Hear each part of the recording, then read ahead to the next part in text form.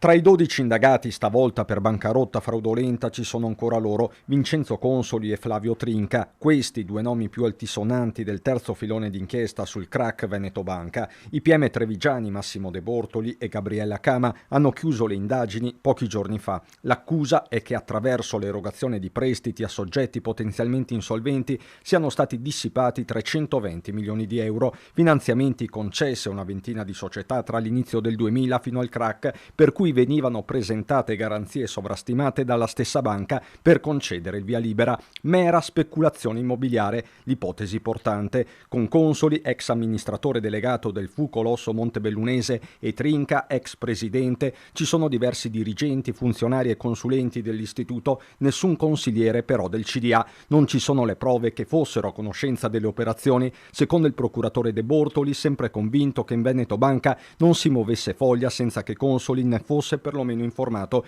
il famoso uomo solo o quasi al comando. Consoli finora è stato condannato a 3 anni per ostacolo alla vigilanza, mentre il processo che lo vede imputato per truffa si avvia verso la prescrizione. Le parti civili restano fiduciose. Io confido seriamente sulla possibilità che il primo troncone, quello a carico solo del solo ragionier Consoli, arrivi a sentenza definitiva prima della prescrizione. E analoga considerazione mi viene da fare per il processo penale a carico, dico, della società di revisione, in realtà imputata è il capo revisione, ma la società di revisione PwC è presente come responsabile civile. Ma si attende anche la declaratoria definitiva dello stato di insolvenza, procedura che lo stesso Fadalti rivendica e che di fatto è alla base dell'intero impianto accusatorio. Parliamoci chiaro, l'iniziativa è stata ed è stata soltanto nostra.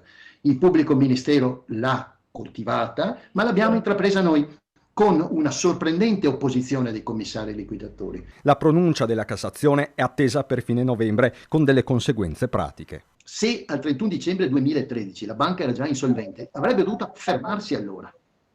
Invece di proseguire l'attività, fare un aumento di capitale nel 2014 e approvare i bilanci successivi, ha voluto dire approvare bilanci ideologicamente falsi.